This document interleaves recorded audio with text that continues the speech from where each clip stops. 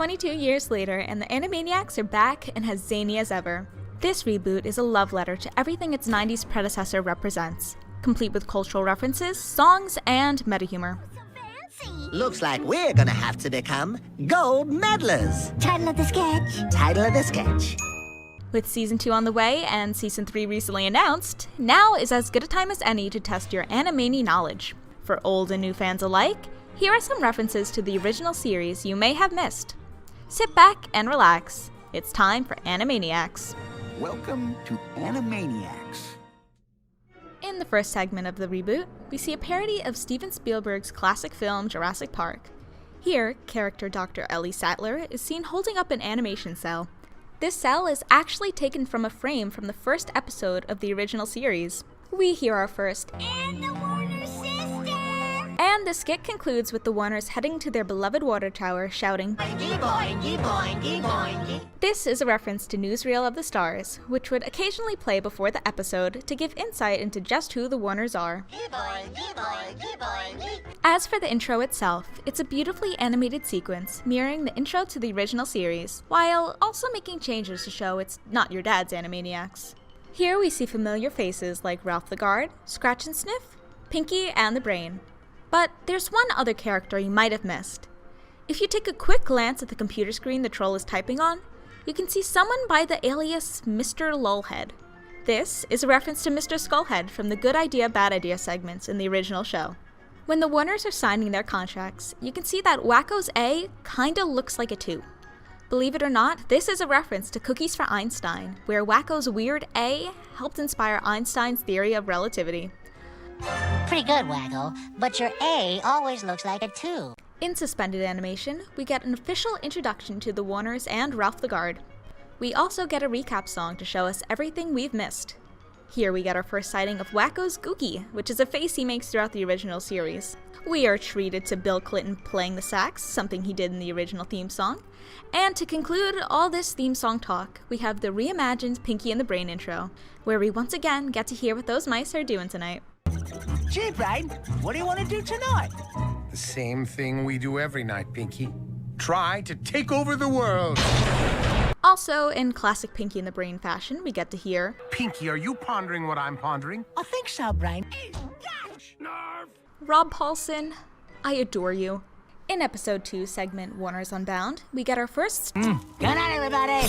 In episode 3 Gold Medalers, we get a sighting of the mime from Mime Time. We also hear a jealous Wacko Warner making a remark about his brother's popular Countries of the World song. You can even hear the instrumental of Yakko's World playing in the background. You know a lot about taking all the credit, Mr. Countries of the World song. On to episode 4, Bun Control. In the CEO's office, we get our first clear look at the portrait that's hanging up on that wall. It's none other than Mr. Plotz, the Warner Brothers CEO from the original series. During the incredible anime fight scene, we hear Dot say, "Don't call me Dottie," which is a little something she would say in the original. Call her Dottie and you die. And don't call me Dottie. The name's Dot. Call me Dottie and you die. Episode 5, Good Warner Hunting. Fasten your seatbelts, cause this one is gonna be a doozy. Starting with the intro gag, we see Dot typing in, "Is there a god pigeon?" a character from the Goodfeathers. Going on, the Warners are wondering what happened to their many co-stars, and they name drop a bunch of characters. Here we go!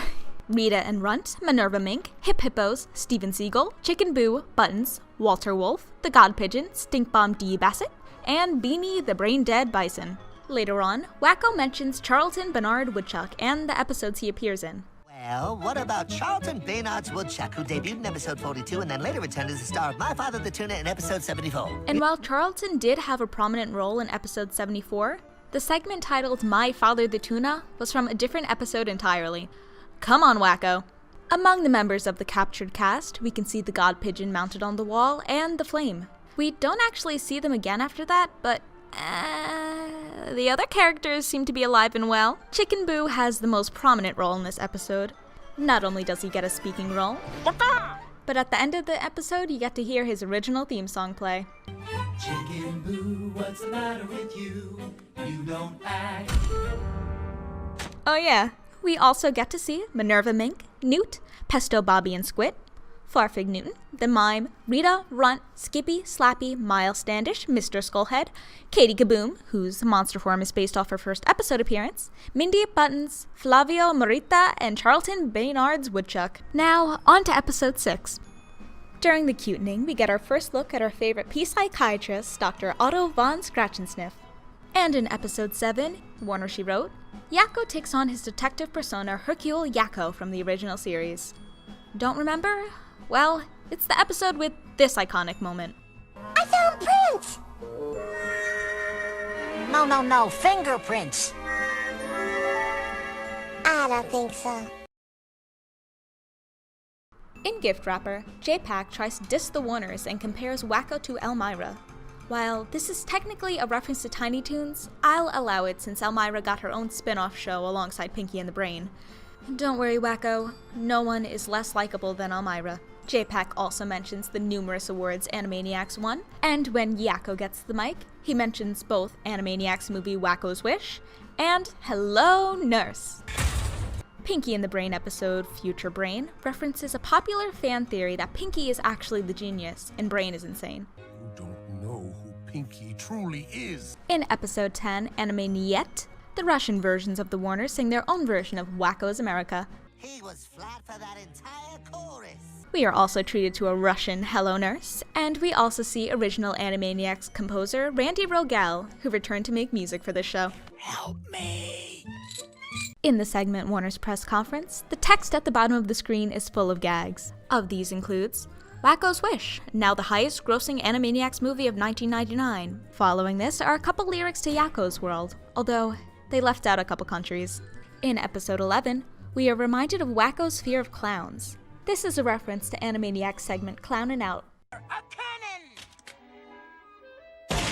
Speaking of which, pay careful attention to the music that plays during Nicka Wise's introduction.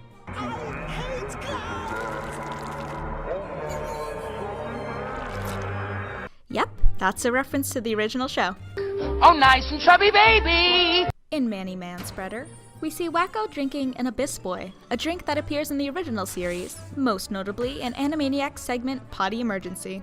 In episode 13, we finally get a formal introduction to Dr. Scratchensniff. We also get a Hello Nurse reference, and we actually get to hear about her whereabouts. Ooh, I should have joined Doctors Without Borders with Hello Nurse. And finally, we get to hear Dot's full name. Princess Angelina Contessa Luisa Francesca Banana Bobesca III. But you can just call me your favorite Warner sibling. And those are the facts. If we missed anything, let us know, and we'll see you again when Season 2 comes out. Those are the facts, dude.